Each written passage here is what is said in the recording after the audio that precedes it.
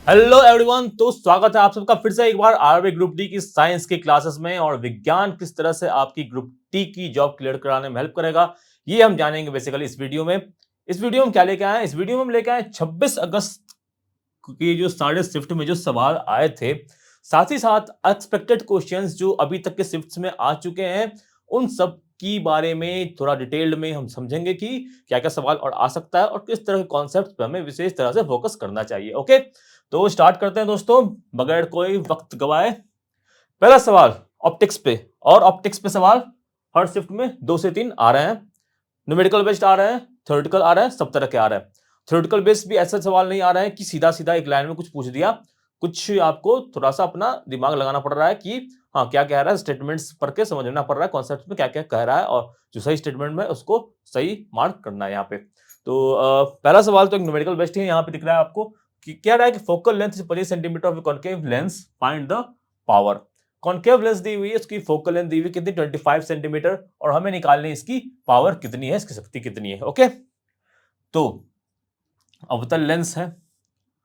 जो अवतल लेंस है उसका फोकल लेंथ हमेशा क्या होता है, हमेशा इसका फोकल लेंथ क्या होता है, निगेटिव होता है। फोकल लेंथ कितना हो जाएगा इसका, -25 सेंटीमीटर, है कि नहीं।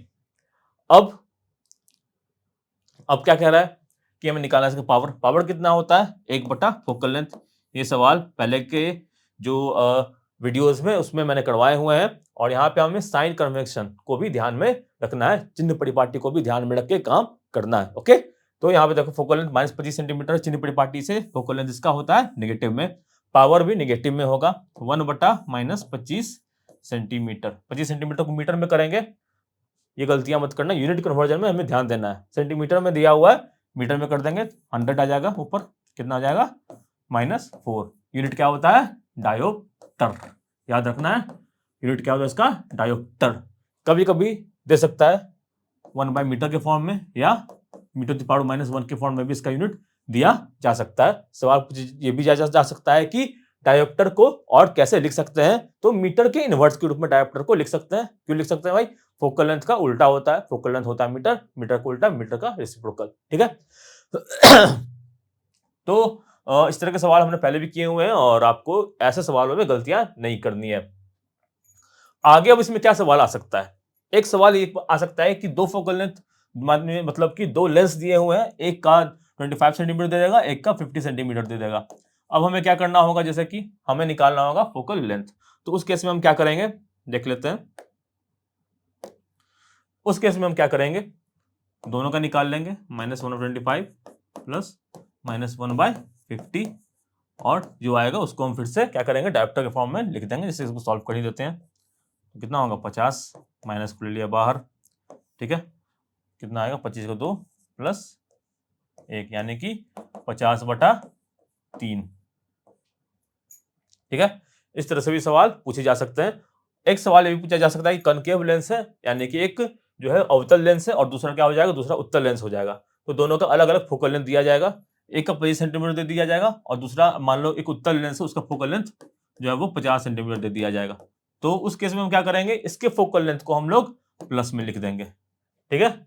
उत्तल का, कॉन्वेक्स का हमेशा फोकल लेंथ क्या होगा, प्लस में होगा, और कॉनकेव का फोकल लेंथ हमेशा क्या होगा, माइनस में होगा। ये बात कर रहे हैं हम किसकी, लेंस की, मिरर की बात नहीं कर रहे हैं, ठीक है।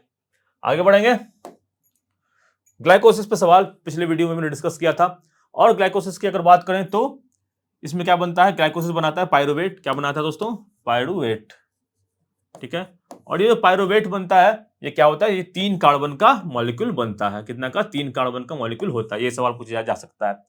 और क्या क्या बनता है इसमें, जो बनता है उसकी चर्चा हमने पिछले वीडियो में की हुई है। यीस्ट रहता है, इथेनॉल बनता है, लैक ऑफ ऑक्सीजन होता है, लैक्टिक एसिड बनता है, या एनर्जी बनता है। और एनर्जी किस फॉर्म में बनता है, एनर्जी बनता है दोस्तों एटीपी के फॉर्म में। ये भी सवाल पूछा जा चुका है कि जो एनर्जी है वो क्या होती है, मतलब करेंसी, एनर्जी करेंसी क्या होता है जब ये रेस्पिरेशन का प्रोसेस होता है। तो एनर्जी करेंसी होता है क्या, एटीपी, एडिनोसिन ट्राइफॉस्फेट इसका पूरा नाम है।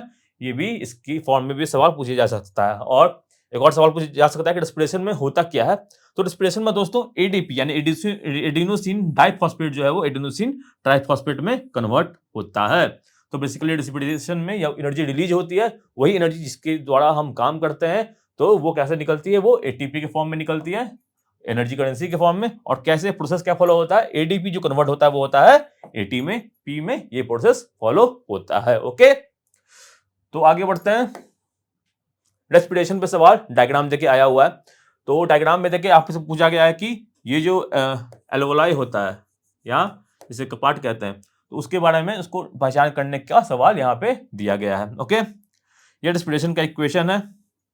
ये भी सवाल पूछा जा चुका है कि रेस्पिरेशन का जो इक्वेशन हो किस तरह से होगा, तो हमें क्या करना है, बैलेंस्ड इक्वेशन यहाँ पे लिखना है और बैलेंस्ड इक्वेशन को पहचान करके सही मार्क करना है। इस तरह के सवाल पूछे जा सकते हैं।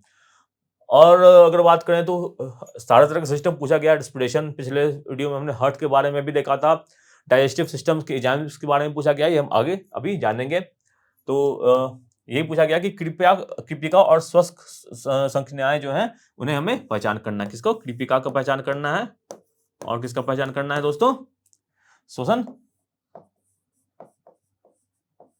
संज्ञाएं का पहचान करना है।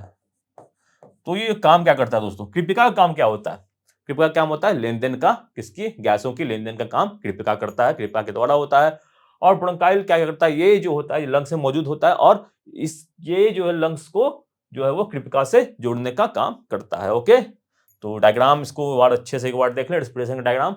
एनसीईआरटी के पुस्तकों में जितने डायग्राम दिए हुए हैं ह्यूमन सिस्टम से रिलेटेड, डाइजेस्टिव सिस्टम हो गया, रेस्पिरेशन सिस्टम हो गया, सर्कुलेशन सिस्टम हो गया, हार्ट का डायग्राम हो गया, एक बार इनको देखते हुए आगे बढ़ेंगे। तो दोस्तों इसी के साथ आपको एक और सूचना भी दे दूं कि जो थर्ड फेज है उसका डेट भी आ चुका है दोस्तों। जी हाँ, तो 8 से 19 सितंबर तक डेट है। आप एग्जाम सिटी देख लें, आप प्लान बना लें कि आपको किस तरह से प्लान करना है वहां तक, अपने सेंटर तक पहुंचने का, सेंटर मतलब शहर तक पहुंचने का। 4 दिन पहले जो है आपका एडमिट कार्ड भी आ जाएगा, तो फिर आगे की प्लानिंग भी आप कर लोगे। ठीक है, तो इस तरह से अपने को प्लान लेकर करके चलना है कि कोई भी ऐसी गलती ना हो जिससे हमारी परीक्षा जो है वो छूट जाए।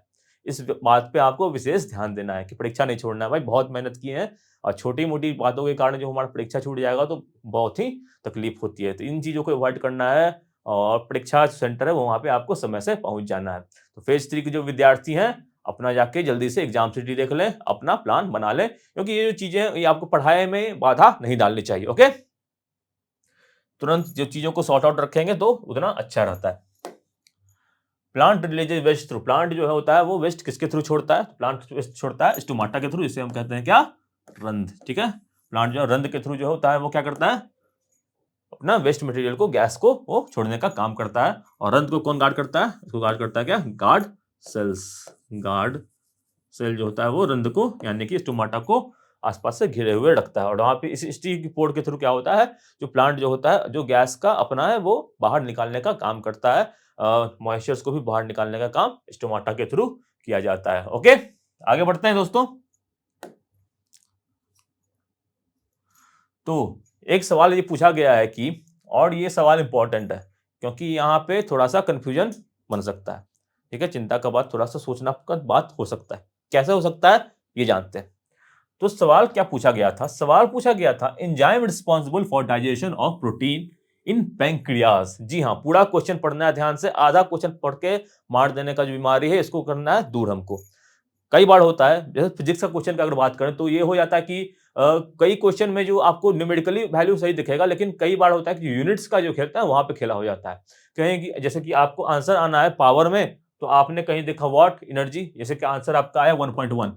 अब पावर का सवाल है तो 1.1 क्या आना चाहिए, वाट आना चाहिए, किलोवाट आना चाहिए। ठीक है, बट आपने ऑप्शन में देख लिया 1.1 जूल, बोले वाह आंसर तो निकल गया, 1.1 मारा, आगे बढ़ गए। ये चीजें नहीं करनी है, फिजिक्स में यूनिट्स का ध्यान देना है। और इन चीजों में हमें ध्यान देना है कि क्या पूरा प्रश्न क्या पूछा जा रहा है, एक एक पॉइंट, एक एक स्टेटमेंट बेस्ड जो सवाल आएगा उसमें भी एक एक स्टेटमेंट को थोड़ा सा ध्यान से पढ़ के हमें आगे प्रोसेस करना है। दोस्तों उतना समय रहता है, समय निकालने भी एक मैनेजमेंट का काम होता है कि समय हम कैसे निकालें। तो उसके लिए क्या करना पड़ता है, थोड़ा अभ्यास करना पड़ता है, मॉक टेस्ट वगैरह लगाना पड़ता है। सरकारी परीक्षा.com पे जाएंगे, अनलिमिटेड मॉक मिलेगा। तो यहाँ पे हमें करना क्या होता है कि अब आप जैसे मॉक लगाओगे तो आपको ये चीजें पता चलेगी कहाँ कहाँ हमारी गलतियां हो रही हैं, किन किन पॉइंट्स पे हम अधिक मिस्टेक्स कर रहे हैं। उन चीजों पर हमें विशेष ध्यान देना है, विशेष तरह से फोकस करते हुए आगे बढ़ना है।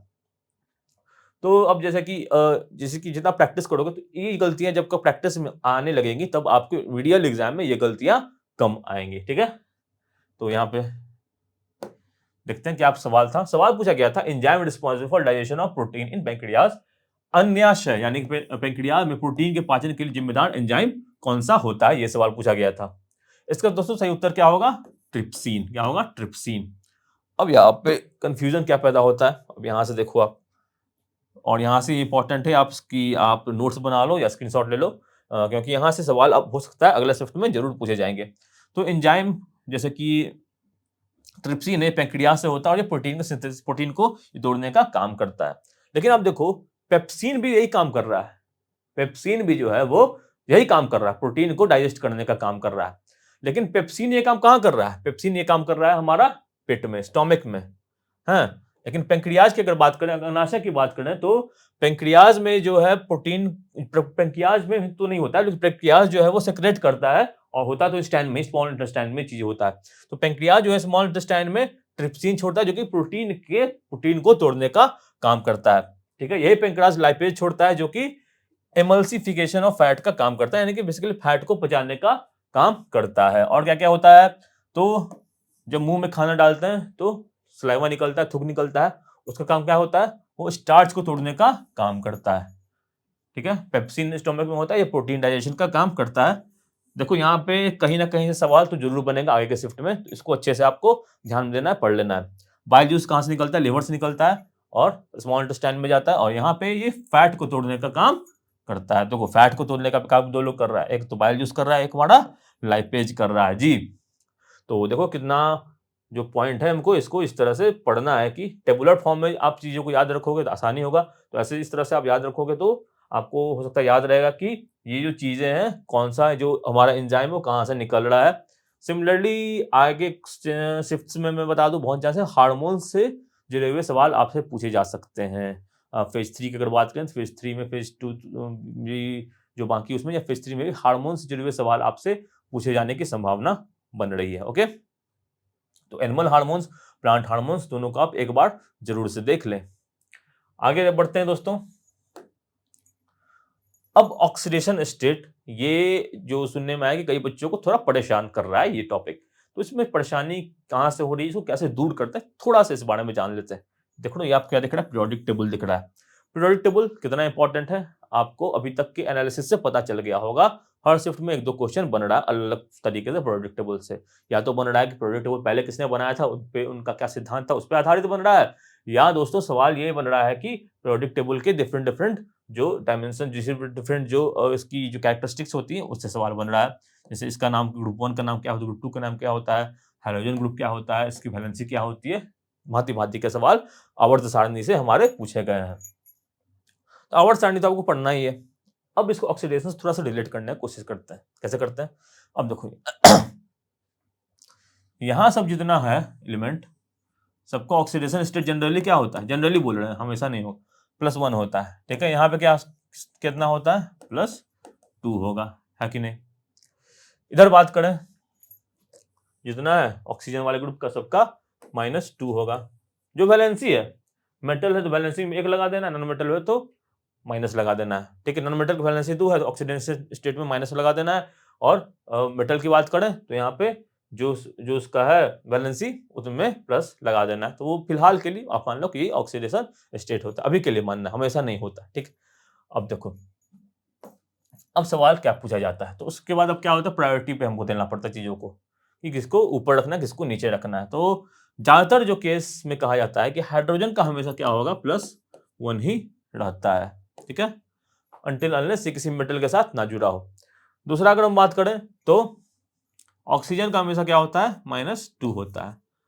कब तक? जब तक इसके सामने फ्लोरीन ना हो जाए। फ्लोरीन का हमेशा क्या होता है, -1 होता है। हाइड्रोजन का हमेशा -1 होता है। तो अब देखो, अब पूछा जा रहा है कि इस सवाल में कि इस सवाल पे आते हैं, ऑक्सीडेशन ClO4 सीधा सीधे दिया हुआ है, ClO4 दिया हुआ है। अब इस पे कोई चार्ज नहीं है, कोई आवेश नहीं है, तो क्या है, न्यूट्रल है न्यूट्रल है। तो अगर हम देखें कि हमें सबसे पहले क्या देखना, ऑक्सीजन अगर है, बिल्कुल ऑक्सीजन कितना हो जाता है, -2 हो जाता है। 4 ऑक्सीजन है तो कितना हो जाएगा, 4 × -2 यानी कि -8। अब कुल मिला कितना होना चाहिए, चार्ज नहीं है तो 0 होना चाहिए, तो x -8 कितना हो जाएगा, 0 हो जाएगा, x कितना हो जाएगा +8। तो क्लोरीन का जो यहाँ पे हमको क्या निकल के आ रहा है कि क्लोरीन का यहाँ पे ClO4 में जो ऑक्सीडेशन स्टेट है वो +8 है। ठीक है, और एग्जांपल समझ लेते हैं, इसको नोट डाउन कर लें आप। कैसे निकालना है, अगर चार्ज नहीं है तो कुल मिला के कितना हो जाएगा, 0 हो जाएगा।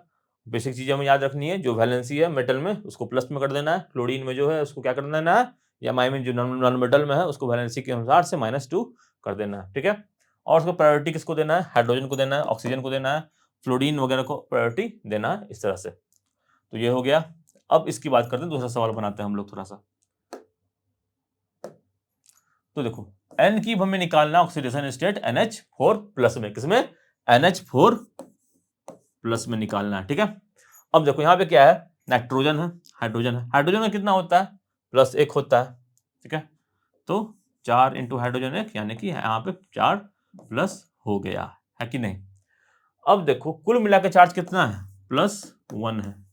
ठीक है, ये 4+ यहाँ पे है और +1 उत्तर है, तो कितना इसमें से घटाएंगे कि +1 आ जाएगा। गणित का सवाल यहाँ पे बन गया है ना। तो मान लो कि इसका ऑक्सीडेशन स्टेट X है, नाइट्रोजन का, X प्लस कितना हो गया हाइड्रोजन का, 4 निकल गया, और कितना आ रहा है टोटल आ रहा है 1, तो X कितना हो जाएगा 1 - 4 10 इक्वल टू कितना -3। तो नाइट्रोजन का इसमें कितना ऑक्सीडेशन स्टेट है, -3। ऑक्सीडेशन कब होता है, ये सवाल इस पे बनता है, ऑक्सीडेशन कब होता है, ऑक्सीडेशन तब होता है जब ऑक्सीजन जुड़ता है, हाइड्रोजन घटता है, या इलेक्ट्रॉन जो होता है वो हमारा इलेक्ट्रॉन जो है हमारा वो क्या होता है, वो घटता है। ये क्या बना देता है, ये बना देता है ऑक्सीडेशन। ठीक है, OHE। और रिडक्शन क्या होता है, इसका उल्टा, ऑक्सीजन घट गया तो रिडक्शन हो गया, हाइड्रोजन बढ़ गया तो रिडक्शन हो गया, इलेक्ट्रॉन जुड़ गया तो रिडक्शन हो गया, है ना। तो ये तो हो गया ऑक्सीडेशन स्टेट की बात। तो आगे बढ़ते हैं दोस्तों। अब ये सवाल पूछा जा रहा है कि which part is eaten in tomato. Tomato में क्या खाया जाता है, तना खाया जाता है, बीज खाया जाता है, फल खाया जाता है, पत्ती खाया जाता है, फल खाया जाता है। Gas release in heating of lead nitrate है ये एनसीईआरटी का इक्वेशंस। जी हाँ, एनसीईआरटी में जो भी केमिकल रिएक्शन दिया हुआ चैप्टर 1 में ही है, जितना केमिकल रिएक्शन है आप एक बार पढ़ लोगे तो आपको बैलेंसिंग का सवाल निकल सकता है, बहुत सारा आपका सवाल निकल सकता है, छोटा मोटे जो रिएक्शन पूछे जाएंगे, types of reaction, displacement, double displacement, इनमें से किस तरह के पदार्थ बन रहे हैं, ये सब जो सवाल है आपको वहां से पहला चैप्टर से निकल जाएगा। पहला चैप्टर आपको 2-3 नंबर लेके जाएगा, 10वीं क्लास का एनसीईआरटी का पहला चैप्टर पढ़ लो अच्छे से। तो ये सवाल कह रहा है कि लीड नाइट्रेट को हीट करेंगे तो क्या बनेगा, ये किस तरह का रिएक्शन है, ये है डिकम्पोजिशन रिएक्शन, यानी कि जो एक चीज होता है वो 2-3 चीज में वो टूट जाता है। तो लीड नाइट्रेट है, किसमें टूट गया है, लीड ऑक्साइड में टूट गया है, नाइट्रोजन गैस में टूट गया और ऑक्सीजन गैस में टूट गया। तो ये दोनों गैस निकलते हैं यहाँ पे, क्या गैस निकलता है, नाइट्रोजन ऑक्साइड और ऑक्सीजन। ये सवाल कब बन पाओगे, एनसीईआरटी का सारा इक्वेशन याद रहेगा, केमिकल रिएक्शन सारा याद रहेगा, तो आपसे ये सवाल बन सकता है। ठीक है, बढ़ जाते हैं आगे। अब सवाल पूछा जाता है दोस्तों मेंडलीव के पीरियोडिक टेबल पर आधारित, किसके, मेंडलीव के पीरियोडिक टेबल पर आधारित। सबसे पहली बात कि पीरियोडिक टेबल बनाया किसने था, ये बनाया था दिमित्री इवानकोव मेंडलीव ने। किसने, दिमित्री इवानकोव मेंडलीव में, रसिया के थे जाने माने वैज्ञानिक। और जो इनका आवर्त सारणी था, जो मेंडलीव साहब का जो आवर्त सारणी था वो बहुत ही इंपॉर्टेंट आवर्त सारणी था, क्योंकि ये बहुत हद तक सक्सेसफुल था। जो आज के समय जो मॉडर्न पीरियोडिक टेबल अभी का जो आवर्त सारणी देखते हैं वो यहाँ से बहुत ज्यादा इंस्पायर्ड था। कुछ चीजें जो है उसमें बदली गई थी, बट इन्होंने बहुत हद तक काफी सही, पिछले अगर इनकी बात, इनसे पहले न्यूलैंड साहब ऑक्टेव लॉ आया था, त्रिक का नियम आया था डॉबनेर साहब का, इन सब से इन्होंने थोड़ा सा बेहतर जो है पीरियोडिक टेबल बनाने का काम जरूर किया था। इसलिए इनका पीरियोडिक टेबल भी काफी इंपॉर्टेंट है, पूछा जा सकता है। जैसे कि इनके पहले जो ऑक्टेव लॉ पे सवाल बन चुका है, मेंडलीव पे भी सवाल बना हुआ है, और भी कई तरह के सवाल बन सकते हैं, बहुत चांसेस है। सबसे पहला सवाल इन पे क्या बनता है कि परमाणु भार, एटॉमिक मास पर ये बेस्ड होता है। सवाल पूछा जाएगा किस चीज पर बेस्ड होता है, तो एटॉमिक मास, परमाणु भार पर ये बेस्ड होता है। जब मेंडलीव साहब ने पीरियोडिक टेबल बनाया था तब कुल कितने तत्व मौजूद थे, तब उस समय 63 तत्व जो थे वो मौजूद थे। साथ ही साथ इनकी जो खास बात ये थी कि ये संस्कृत से भी बहुत इंस्पायर्ड थे। ठीक है, इन्होंने जो है वो अपने तत्वों का नाम जो संस्कृत पे रखा था। क्या किया था इन्होंने कि उन्होंने, अब जैसे कि आपको पता है कि यहाँ पे कोई आने वाला है, अभी कोई नहीं है, आपको पता है, लेकिन कोई ना कोई तो आ जाएगा, ठीक है? तो अब आपको करना है बुक, ना इसके नाम से बुक करना, आपको नाम नहीं पता है, तो आपने इसको नाम देके एक बुक कर दिया कि हाँ, आपको पता है कि फलाना-फलाना इसका जो है कैरेक्टरिस्टिक है, इस तरह से दिखता-मुखता होगा, ऐसा चेहरा होगा इसका, इतनी लंबाई होगी, उससे आपसे आपने कुछ इसका नाम रख दिया कि लंबा-लंबा है, तो इसका नाम आपने रख दिया लंबू। फर्ज़ करो, मतलब बॉडी शेमिंग का ऐसा कोई बात नहीं है, लेकिन आपको पता चला कि शुरू में कोई लंबा आदमी, आपने उसका नाम रख दिया लंबू, हाँ? तो क्योंकि इसे लंबा आदमी से रिज़ेम्बल कर रहा है कि नहीं? तो या जैसे कि कोई लंबे व्यक्ति हैं हमारे जान-पहचान में, अमिताभ बच्चन के नाम पे हमने इसका नामकरण कर दिया कि अमिताभ बच्चन, एक्स अमिताभ बच्चन है, ठीक है? तो इस तरह से हम कर सकते हैं नामकरण, कि हमको पता नहीं है नाम, बट हमें रजिस्टर करना है, तो हमने कुछ भी नाम से रजिस्टर कर दिया। तो इन्होंने यही काम किया था। इन्होंने कुछ जगह खाली छोड़ा था, इन्हें पता था कि इस जगह पे कोई ना कोई एलिमेंट एक दिन तो आएगा ही, तो वो उस जगह वहाँ से भर दिया जाएगा, ठीक है? तो यहाँ पे आप देखो कि अ यहाँ पे इन्होंने स्कैंडियम जो मेटल है उसका इन्होंने नाम क्या रख दिया था, उन्होंने इसका नाम रख दिया था एका बोरोन, ठीक है? गैलियम जो है उन्होंने इसका नाम क्या रख दिया था, एका अल्युमिनियम। जर्मेनियम है जिसका नाम उन्होंने नाम क्या रख दिया था, एका सिलिकॉन, ठीक है? बोरोन, अल्युमिनियम, सिलिकॉन मिल चुका था पहले, लेकिन स्कैंडियम, गैलियम और जर्मेनियम बाद में मिला था। दोस्तों सवाल यहाँ से बनेगा, एक दो सवाल बन सकता है किसी से भी। स्कैंडियम का नाम मेंडेलीव पीरियोडिक टेबल में क्या था, तो एका बोरोन था। गैलियम का नाम क्या था दोस्तों, तो एका अल्युमिनियम था। जर्मेनियम का नाम क्या था दोस्तों, तो एका सिलिकॉन था। इस तरह के सवाल पूछे जा सकते हैं। तो ये आपको याद रखना है, 63 तत्व तो मौजूद थे, ये बहुत ही ज्यादा इंपॉर्टेंट, ये याद रखना है। एटॉमिक मास पर बेस्ड होता है, परमाणु भार पर बेस्ड होता है, ये आपको याद रखना है। और अगर पूछा जाए मॉडर्न पीरियोडिक टेबल किस पर बेस्ड होता है, तो वो बेस्ड होता है एटॉमिक नंबर पर, जी, ठीक है? एटॉमिक नंबर पर बेस्ड होता है मॉडर्न पीरियोडिक टेबल, और एटॉमिक मास पर बेस्ड होता है मेंडलीव साहब का पीरियोडिक टेबल। ओके, अब आगे बढ़ने का काम करते हैं। तो आगे ओम्स लॉ से सवाल पूछे गए हैं, हर शिफ्ट में पूछे जा रहे हैं।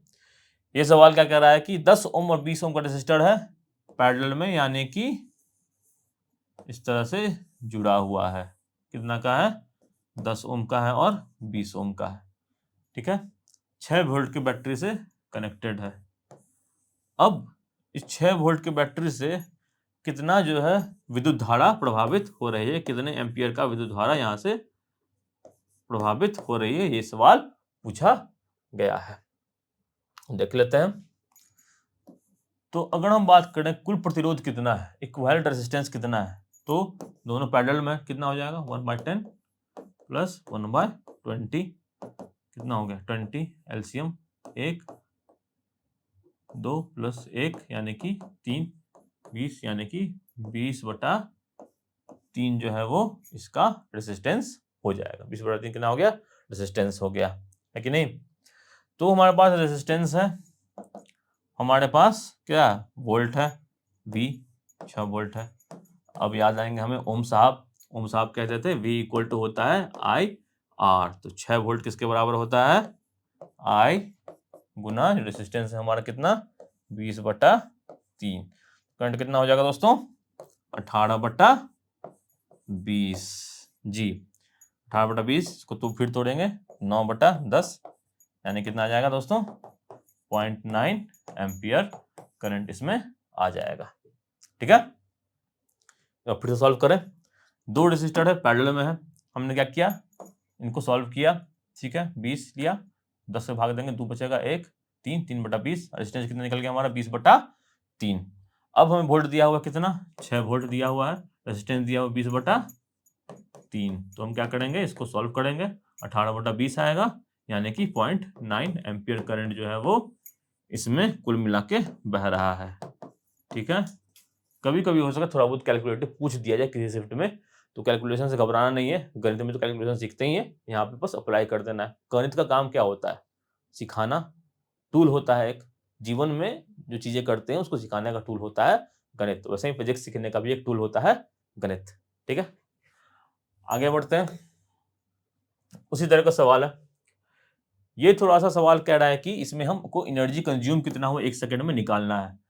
तो यहाँ पे देखो, यहाँ पे क्या खेल हो रहा है, क्या लिखा है, एनर्जी कंज्यूम्ड इन 1 सेकंड। तो होता क्या है, एनर्जी कंज्यूम होने का, ऊर्जा खपत होने का रेट बता रहा है, जो कि क्या होता है, शक्ति होता है, पावर होता है। तो बेसिकली हमें यहाँ पे पावर निकालने के लिए कहा जा रहा है।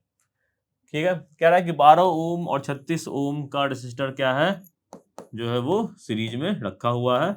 6 वोल्ट का बैटरी है। अब इसमें कितना ऊर्जा खपत हो रहा है हमें वो निकालना है।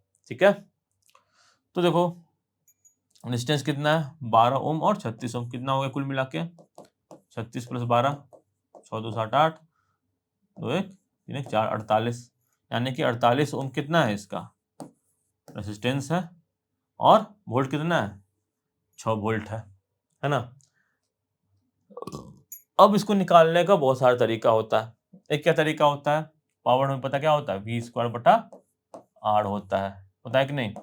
तो V कितना आ रहा है यहाँ पे, 6 × 6, और इसमें कितना आ रहा है, 48, यानी कि यहाँ पे देखो 36/48, 12 3 36, 12 चौके 48, यानी कि 3/4, यानी कि कितना 0.75 जो है वे इसका वाट में उत्तर आएगा।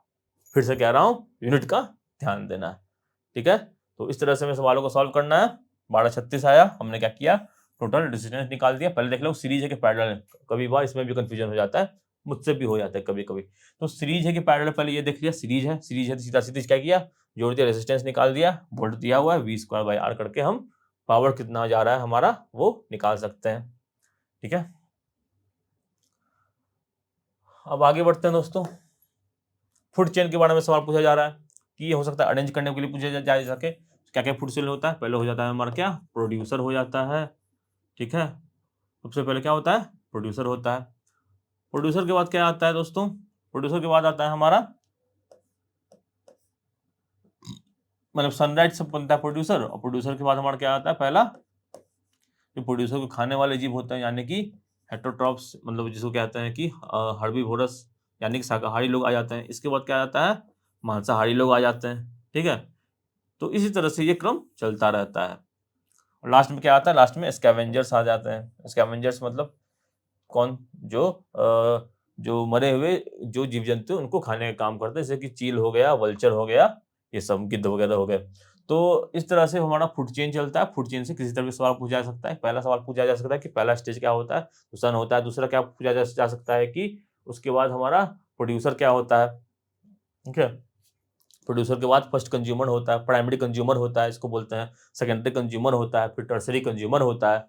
इस तरह से हमारा जो है फूड चेन बनता रहता है। ठीक है, जैसे कि घास घास फोटोसिंथेसिस करता है, घास खाता है बकरी, बकरी खाता है शेर, शेर मर जाएगा, शेर को खा लेगा गिद्ध, बस यही बात है। आगे बढ़ते हैं दोस्तों। अब हम जान लेते हैं कि इंपॉर्टेंट पॉइंट्स क्या क्या रहे हैं अभी तक के शिफ्ट में। बेसिकली 26 तारीख को अगर ध्यान में रखें तो केमिकल कंपाउंड्स और केमिकल फार्मूला तो इंपॉर्टेंट होते ही हैं। सेल एंड टिश्यूज पे सवाल बनते रहते हैं, प्लांट टिश्यूज पे भी सवाल, जाइलम फोरम पे सवाल आगे भी आएंगे ही। Human body system, respiration, circulation में सवाल पूछा गया है, डायग्राम देकर सवाल पूछा जा रहा है, ध्यान रखेंगे। ऑप्टिक्स पे सवाल बहुत ही ज्यादा बन रहा है इस बार। इलेक्ट्रोमैग्नेटिक या इलेक्ट्रिक करंट वगैरह पे भी सवाल बन रहा है। पीरियोडिक टेबल पे सवाल तो मतलब छोड़ना ही नहीं, इतनी बार हमने इसकी चर्चा की है। ऑर्गेनिक केमिस्ट्री पे भी एक आध सवाल बन जाते हैं कि उनकी जो होमोलोगस सीरीज है वो उस पे आगे का एलिमेंट क्या होगा, इस तरह के सवाल बन रहे हैं। ऑर्गेनिक केमिस्ट्री के रिएक्शन पे भी सवाल बन रहे हैं। इन सब की चर्चा हमने पिछले वीडियोस में की हुई है। ऑक्सीडेशन रिडक्शन हमने यहाँ पे थोड़े से अच्छे से पढ़ लिया है। केमिकल रिएक्शन जितने एनसीईआरटी के हैं पढ़ लेने हैं, इनको नहीं छोड़ना है। तो ये सब जो चीजें हैं वो इंपॉर्टेंट है। अब कुछ क्वेश्चन एक्सपेक्टेड हमारे तरफ से भी कि मुझे जो लगता है कि यहाँ पे आने चाहिए, आ सकते हैं, उनके बारे में चर्चा कर लेते हैं। तो कह रहा है कि एक आवर्त सारणी में मौजूद आधुनिक आवधिक तालिका तत्वों में निम्न में से क्या समान होगा। portable elements present in the same period will have in common with which of the following। मतलब कि एक पीरियोडिक टेबल का जो पीरियड होता है, पीरियोडिक टेबल क्या होता है, ऐसे ऐसे पीरियड होता है और ऐसे ऐसे क्या होता है, ग्रुप होता है। तो 7 पीरियड होता है, और 7 पीरियड जो होता है इसमें क्या होता है, वैलेंस इलेक्ट्रॉन पर बेस्ड हम बात करते हैं। 7 पीरियड हम किस पर बेस्ट करते हैं कि उस नंबर ऑफ सेल्स उसमें कितने हैं। ठीक है, उस पर हम इसमें चर्चा करते हैं। तो एक जो हमारा पीरियड होता है उसमें क्या होता है, भार सेलों की संख्या सेम होती है। ठीक है, यानी कि नंबर जो सेल होता है वो सेम होता है। अगर वही हम ग्रुप की बात करें तो 18 ग्रुप होता है। तो 18 ग्रुप में क्या सेम होता है दोस्तों? 18 ग्रुप में सेम होता है अणु की संयोजन, यानी कि वैलेंस इलेक्ट्रॉन जो होता है वो सेम होता है, कि उनकी जो वैलेंस इलेक्ट्रॉन है, मतलब कि कितने बाहर के सेल में कितने इलेक्ट्रॉन है वो सेम होता है एक ग्रुप में। और एक पीरियड में क्या सेम होता है दोस्तों? क्या? प्रभार सेलों की संख्या। ये हमें याद रखना है, पीरियड में और ये ग्रुप में। ठीक है, आगे बढ़ेंगे। ये पीरियोडिक टेबल है, तो देखो यहाँ पे 7 पीरियड है। सातों में क्या क्या है? सातों में आप देख रहे हो यहाँ पे कि 7 अलग अलग पीरियड में, सब में जो वैलेंस इलेक्ट्रॉन की संख्या है वो, मतलब जो वैलेंस सेल की संख्या है जो आउटर मोस्ट ऑर्बिट है, उसमें कितने इलेक्ट्रॉन होंगे उसकी संख्या जो है वो सारे में, सॉरी क्या मैं बोल रहा हूँ, इस कितने जो नंबर ऑफ सेल्स कितने हैं वो सारे पीरियड में सेम रहेंगे। ओके, थोड़ा सा कंफ्यूजन कभी कभी हो जाता है, और ठीक है, सारे में कितने संख्या रहेंगे वैलेंस की सेल की, वो हम यहाँ पे चर्चा इसमें करते हैं। ठीक है, आगे बढ़ते हैं दोस्तों। कह रहा है कि element with atomic number 17 is, एक तत्व का परमाणु क्रमांक 17 है, ये क्या है? आई थिंक ये सवाल आया भी हुआ है, तो इसका उत्तर क्या हो जाता है? हैलोजन होगा। ओके, आगे बढ़ते हैं। 18 क्या होता है? 18 होता है दुर्लभ रेयर गैस, या जिसे कहते हैं हम क्या? Noble gas. वैसे गैस जो कि कई रिएक्शन कहीं करते नहीं, सीधे बच्चे की तरह अपने 18 में ग्रुप में बैठे रहते हैं। आगे बढ़ते हैं। Lanthanide start with, lanthanide city कहाँ से स्टार्ट होता है? तो ये स्टार्ट होता है दोस्तों सीडियम से। ठीक है, इसके बारे में चर्चा पिछले वीडियो में हम काफी बात कर चुके हैं। लैंथेनाइट और एक्टिनाइट सारे वीडियोस जो पिछले बार डिस्कस हुए हैं सब आपको जो डिस्क्रिप्शन में मिल जाएंगे, वहां से आप प्लेलिस्ट से आप जाके सारे वीडियोस हैं जरूर देखें एक बार, क्योंकि इन वीडियोस में हम पिछले जो क्वेश्चन हैं उनके साथ साथ जो आगे क्या क्वेश्चन आ सकते हैं उनकी भी एनालिसिस किए और उस तरह क्वेश्चन आए भी हुए हैं। तो आपको क्या करना है, उन क्वेश्चंस को देखना है, और ये क्वेश्चन को प्रेडिक्ट करना बहुत बड़ी बात उतनी है नहीं। आप भी अगर सही से देखो कि इस क्वेश्चन में पीरियोडिक टेबल के बारे में मेंडलीव का पूछा गया है, या तो हो सकता है अगला बार डॉबलेनर के बारे में पूछा जाए, इसी तरह से हम प्रोटेक्ट कर सकते हैं चीजों को। ओके, बड़ा फिल्म का रिप्रोडक्शन किस तरह से होता है दोस्तों? तो ये होता है, इसकी चर्चा हम कर चुके हैं, बताएं आप। इसकी जो रिप्रोडक्शन होता है वो वेजिटेटिव प्रोपगेशन के थ्रू होता है। ओके, अब ये सवाल जो केमिकल रिएक्शन सवाल पूछे जा रहे हैं, मोल कॉन्सेप्ट से भी एक दो सवाल पूछा गया, तो ऐसे सवाल भी बन सकते हैं। एक बार देख लेते हैं क्या कह रहा है कि how many moles of CO can be obtained by reacting 2 moles of CH4 with 2 moles of O2 according to the equation given below. ये इक्वेशन दिया हुआ है, कह रहा है कि इस इक्वेशन के हिसाब से अगर 2 मोल ऑफ CH4 हम डाल रहे हैं तो 2 मोल ऑफ ऑक्सीजन के साथ, तो कितना जो है हमें मोल CO प्राप्त किया जा सकता है। ठीक है, ये सवाल पूछा जा रहा है। तो देखो CH4 कितना है? 2। अब इसको क्या किए, पूरा को 2 से मल्टीप्लाई कर दिया, 2 × 1/2 O2। ठीक है, CO को भी हो गया 2 से मल्टीप्लाई 2, तो क्या बचा हमारे पास? उत्तर बचा हमारे पास 2। सही उत्तर क्या हो जाएगा? 2, यानी ऑक्सीजन यहाँ पे 2 नहीं होगा, 2 CH4 ही, लेकिन ऑक्सीजन तो हाफ हो रहा है। बट यहाँ पे देखो जितना मोल यहाँ पे हो रहा है सब कुछ उसी रेशियो में आगे बढ़ता रहेगा। अगर ये 4 पूछा जाएगा तो ये कितना होगा? 4 जो CH4 है ये 2 मोल ऑफ O2 से रिएक्ट करेगा और जो है वो 4 CO बनाने का काम करेगा। ठीक है, जो भी आएगा उसको कर देना, उससे मल्टीप्लाई कर देना, आपको यहाँ से उत्तर निकल जाएगा। मोल क्या होता है? थोड़ा सा मोल के बारे में कुछ बातें जान लेते हैं छोटा सा जल्दी से। तो एक मोल में कितना होता है? 6.023 × 10⁻23। अगर हम एक मोल एटम की अणु की बात करें तो इतने एटम्स होते हैं। एक कंपाउंड की बात करें, यौगिक की बात करें, तो उसमें इतने जो होंगे क्या हो जाएंगे? मॉलिक्यूल हो जाएंगे। ठीक है, आयन की बात करें तो इतने आयन इसमें हो जाएंगे। और ये किसके बराबर होता है? ये जो होता है उसके एटॉमिक वेट इन ग्राम के बराबर होता है। कहने का मतलब ऑक्सीजन गैस है, इसका मास कितना है? 16 ग्राम है। तो एक ऑक्सीजन अणु जो होगा 16 ग्राम में कितना होगा? इतना सारा उसमें ऑक्सीजन अणु पाया जाएगा। यही होता है हमारा मोल का कॉन्सेप्ट। ठीक है, आगे बढ़ते हैं। The mirror used as rear view mirror in car.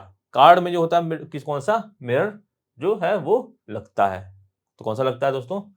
Car में जो हमेशा कॉन्वेक्स मिरर लगता है, उत्तल जो मिरर होता है वो लगता है। इससे क्या होता है? हमें स्ट्रेट इमेज दिखता है। स्ट्रेट किसमें दिखता है? कॉन्वेक्स में दिखता है, प्लेन में दिखता है। कॉन्वेक्स में क्या होता है कि बहुत ही पीछे से हमको बहुत ही मतलब अच्छा खासा पीछे का सीन हमें जो होता है वो कॉन्वेक्स मिरर में देखने को मिल जाता है।